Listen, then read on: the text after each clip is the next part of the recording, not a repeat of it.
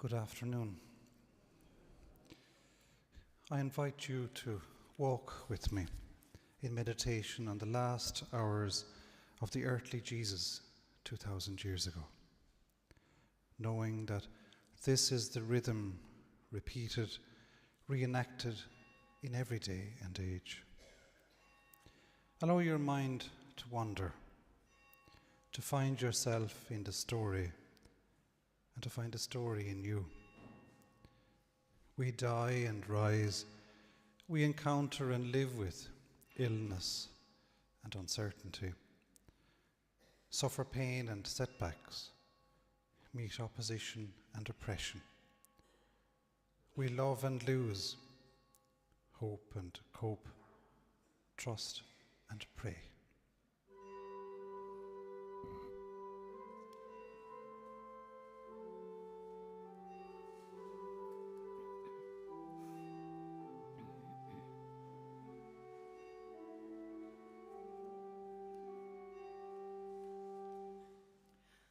The first station, Jesus is condemned to death. We adore you, O Christ, and we praise you.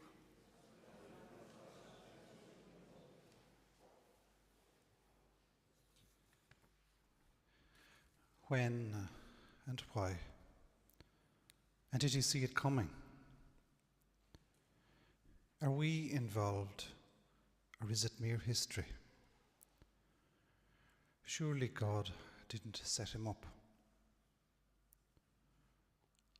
Does this only concern the last day of Jesus' life? Or was it somehow an integral part of his whole life from day one? His execution was no accident, but a consequence of his commitment to speak for and side with the silent, sick, poor, outcasts, opposing the corruption of the status quo. Good Friday fills me with questions and only impressions of emerging answers. Conceived by God and born to a virgin mother, we're told, ending up a criminal, given the death sentence, from one extreme to the other. Perhaps that's the point. Jesus covers, encapsulates the whole spectrum. He doesn't go alone. He brings us all with him. For he and us to return again, transformed, transfigured, enlivened, utterly anew. Imagine you're there at the trial. All eyes on Pontius Pilate. Legal limbo. Polished tone.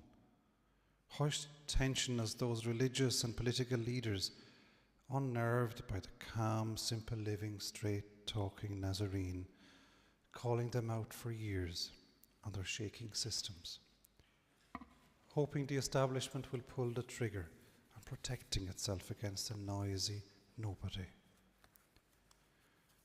The supporters of Jesus, the underdog, holding their breaths, praying, wishing for a miracle, another one, this time for his own sake. Guilty verdict announced. Cruel sentence of crucifixion handed down. No mitigating circumstances accepted. Shock.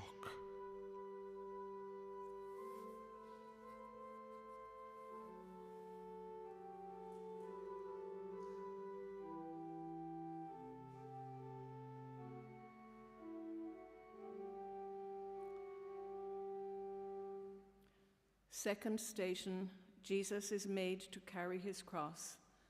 We adore you, O Christ, and we praise you.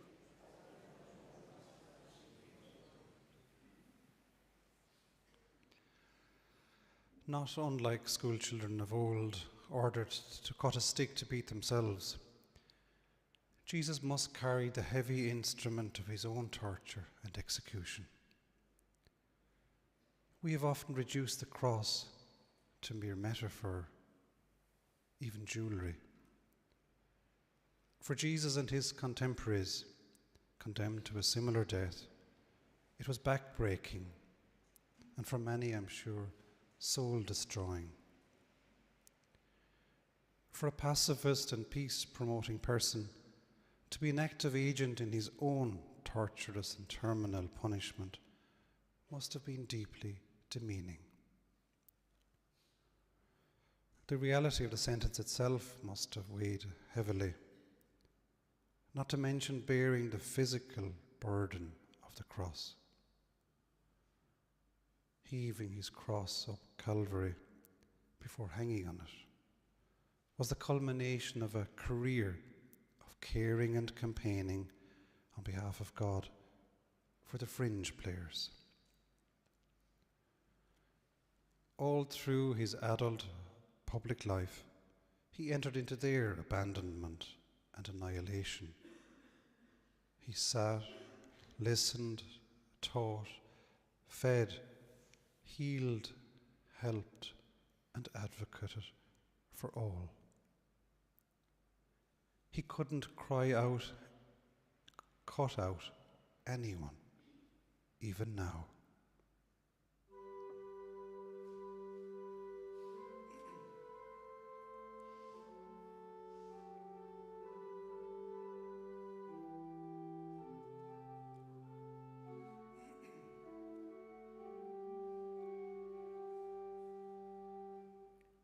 Third station, Jesus falls the first time.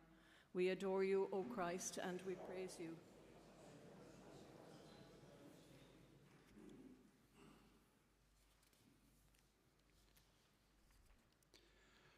Too much, his knees buckle.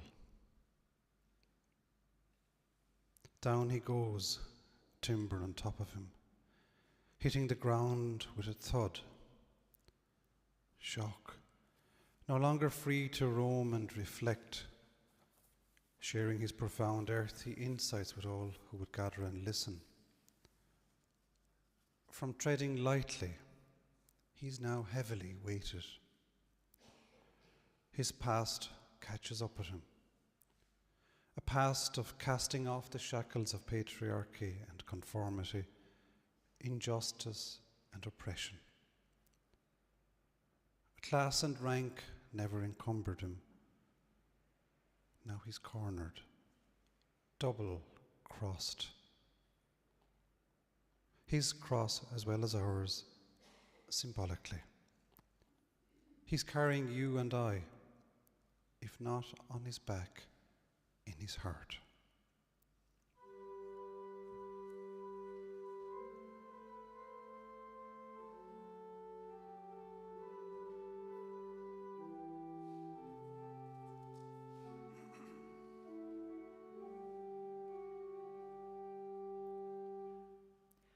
Fourth station, Jesus meets his mother. We adore you, O Christ, and we praise you.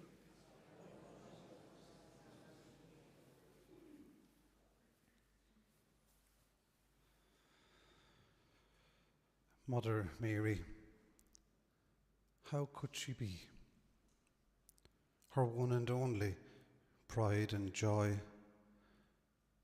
Now this. Heartbroken, for sure. She must have suffered for years. The crowd tried to kill him before, but he slipped away. He courted controversy, not deliberately, but he just spoke as he saw things.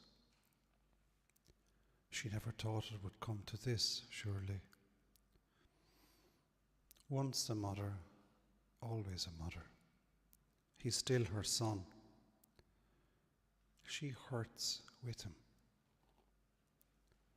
What can she say now to him?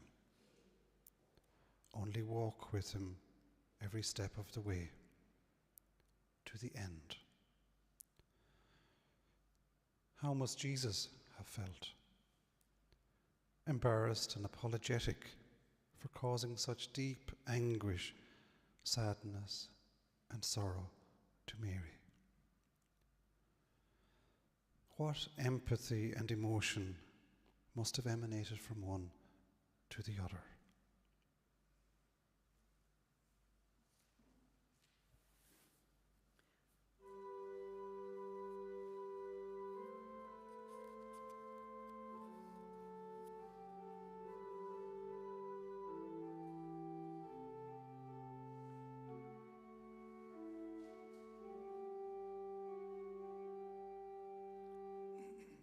Fifth station, Simon of Cyrene is made to bear the cross. We adore you, O Christ, and we praise you.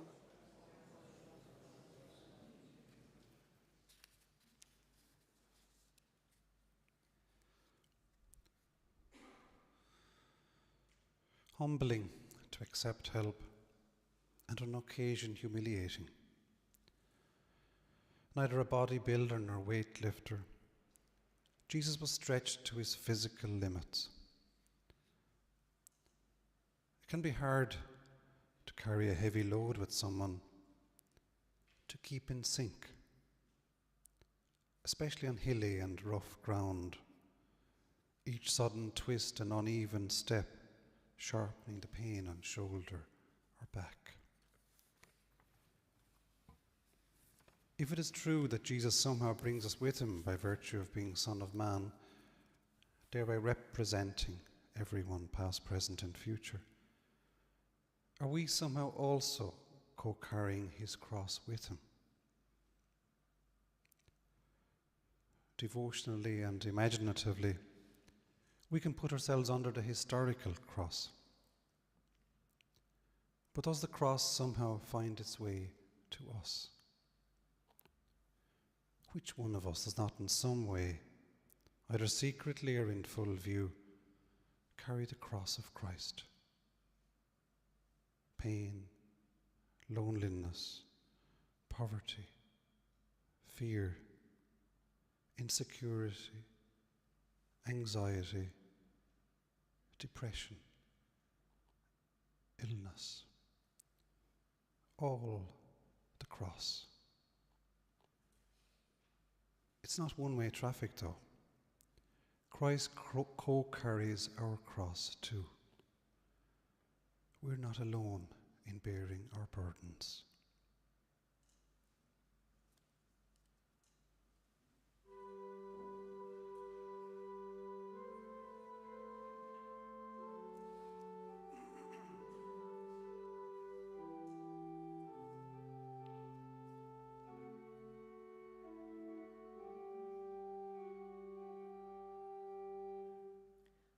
Sixth station, Veronica wipes Jesus' face. We adore you, O Christ, and we praise you.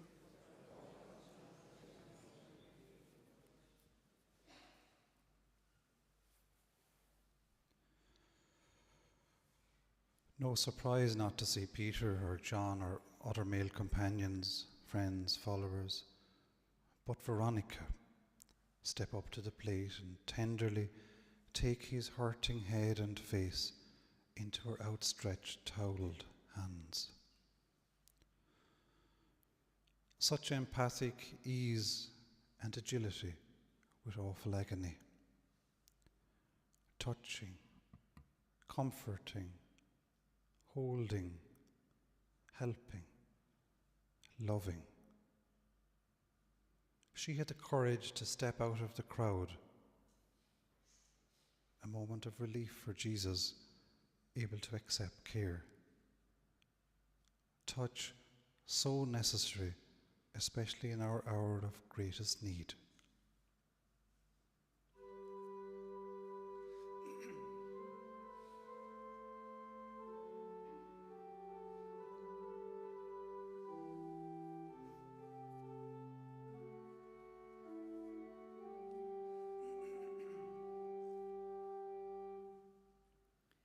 Seventh station, Jesus falls the second time.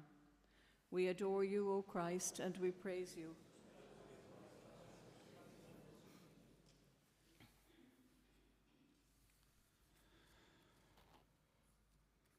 Oh no, fear as he fell this time. Seconds of panic, he knew what was coming. unable to save himself by maneuvering slightly to left or right, helplessly hammered against the ground, sandwiched by unflinching rock and dead weight wooden cross, stamina ebbing away. Can I ever get up? How much more?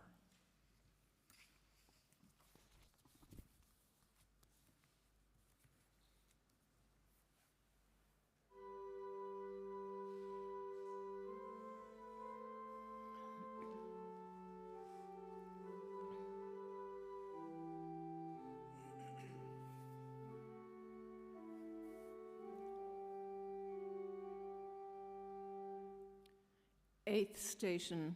The women of Jerusalem weep over Jesus. We adore you, O Christ, and we praise you.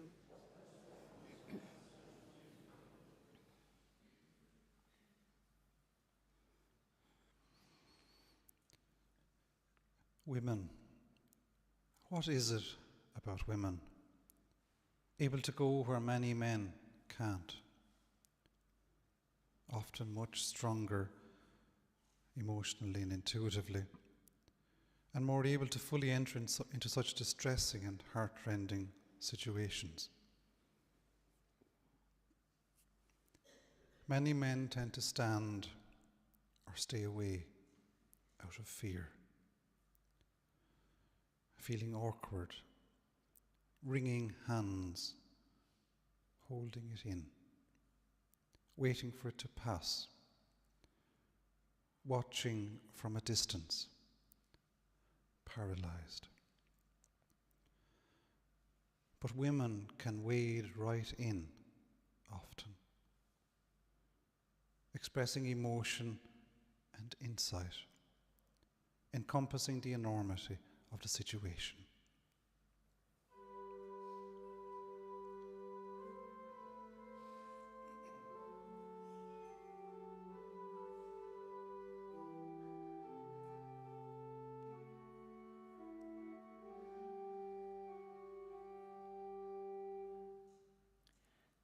Ninth station. Jesus falls the third time.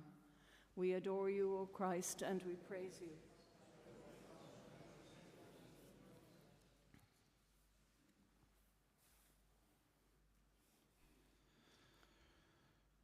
Weight of the world on him. No wonder he goes aground. Harder this time. Utter weakness. Limbs like jelly. Falling before ever he falls. Trembling legs struggling for some time. Bones hit the deck. No fresh, strong muscle mass to protect. All eyes on him, the fallen hero. Such ignominy. Those who hung on his every word, now backing off in disbelief, wondering. Silence except for grunts and groans. A calm down. Some ponder, think of their own trips and slips. Feel an empathy with Jesus collapsed on the hill. Rock bottom is a hard place to be.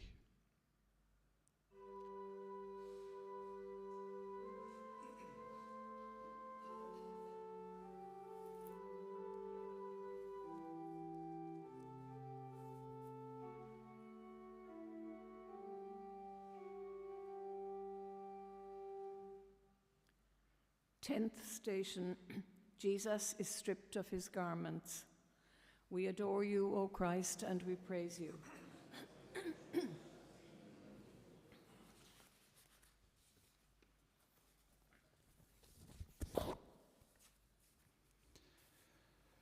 Some turn their eyes away. They can't see him like this, deprived of decorum, his whole humanity for all to see. Privates made public, skin shattered on shoulders, arms, hands and back from rugged wooden crossbeam. Face emaciated, contorted by pain and suffering. Feet blistered and badly bruised. Legs bloodied and battered from falls. Exhausted. But yet Jesus is calm, conveying a quiet inner dignity. Somehow we were there too, captured or captivated by his raw humanity, connected. He's also with us when circumstances strip us, pare us back to bare basics.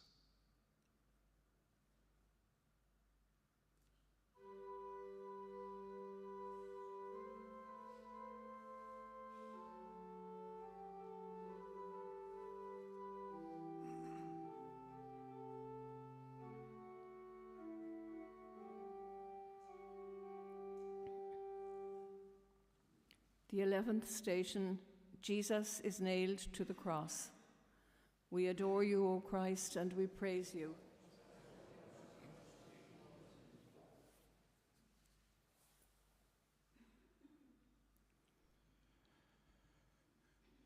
To be free mostly means to move. Nails put pay to that, plus plenty of pain.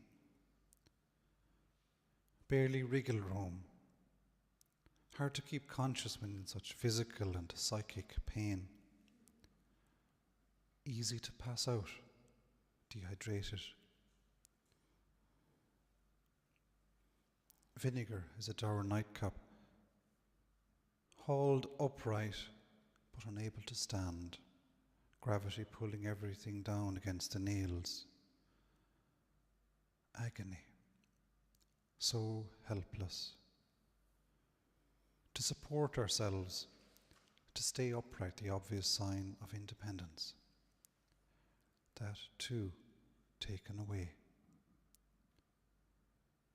Powerless, free only to feel, think, and breathe.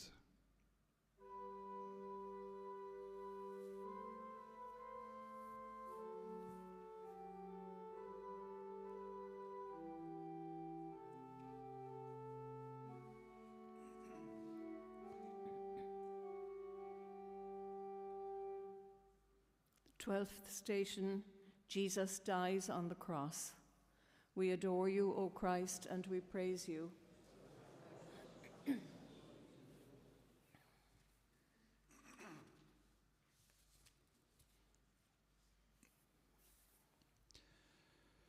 Mocked, jeered at in his last moments. Self-confidence must have taken a battering. But he steadied himself, forgiving to the finish, even to his nailers and naysayers, critics and condemners. Though he felt abandoned and cried out, it was to God he cried. At his crushingly most dark, low, cruel and bewildering point, he articulated the universal question, calling out urgently, "Why?" Then he gave a loud cry and breathed his last.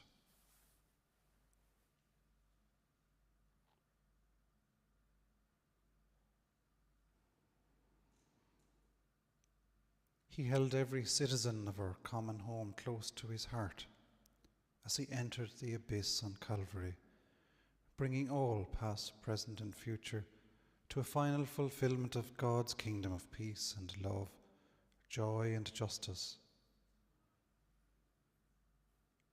All cruel condemnations, from horrific wars and death penalties, to all exclusion on the basis of race, gender, religion, class, orientation, have been transformed in Jesus and in embryo for everyone.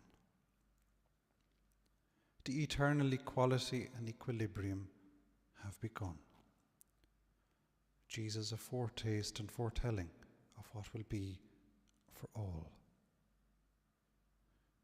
When at our lowest ebb, we're on the cusp of an Easter breakthrough, brought about by Jesus in the spirit of the Father's love.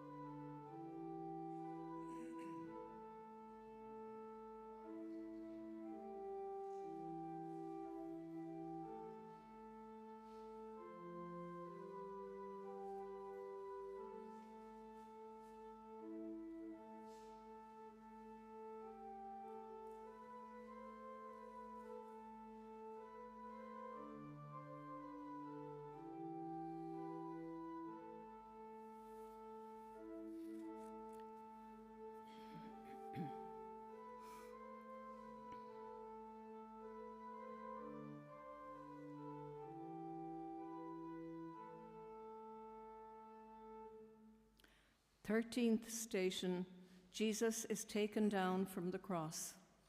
We adore you, O Christ, and we praise you.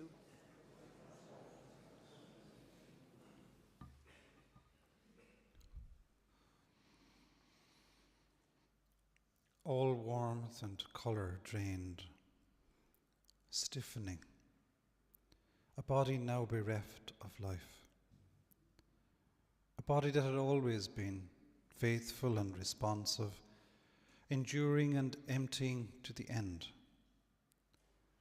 a body that ebbed and flowed with love, giving and receiving. Unlike earlier when crudely fixed to the cross and hoisted up, now tenderly taken down by Joseph of Arimathea.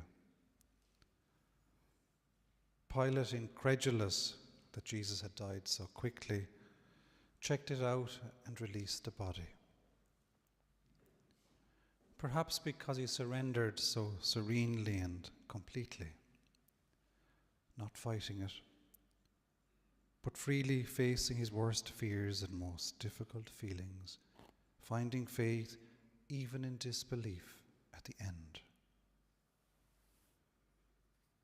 Bookended, backed up by two Josephs, first the father figure from the beginning, now the follower, believer in Jesus' project or mission, will take care of his remains.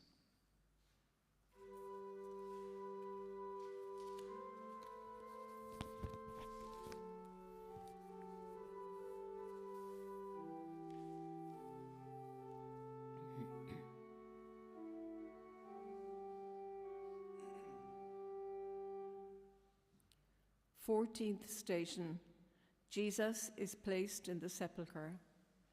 We adore you, O Christ, and we praise you.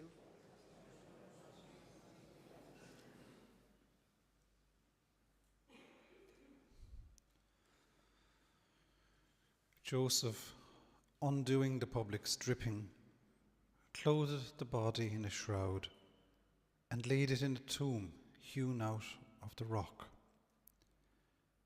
He then rolled a stone against the entrance to the tomb for security, literally between a rock and a hard place.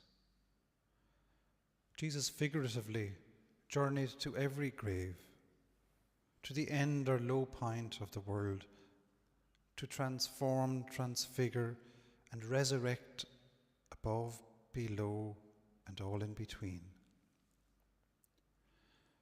Mary of Magdala and Mary, the mother of Joseph, were watching and took note of where the body was laid. Joining from a distance, we too keep alive Jesus' memory. In turn, we inspire by his words, buoy up by his overcoming, and witness to his presence ever new.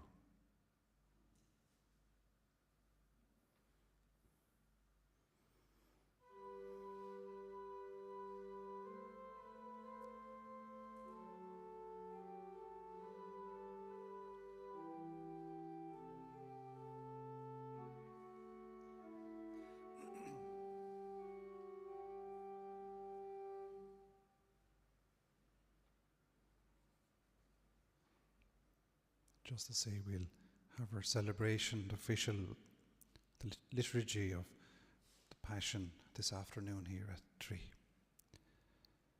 And so over the last half hour or so, by focusing on Jesus' final few hours, his agony and acceptance, we're sustained as we suffer. On the floor, we mine hitherto unknown depths in ourselves, ever surprised at newfound strength to somehow cope, come what may. Within each one, Christ crucified and risen.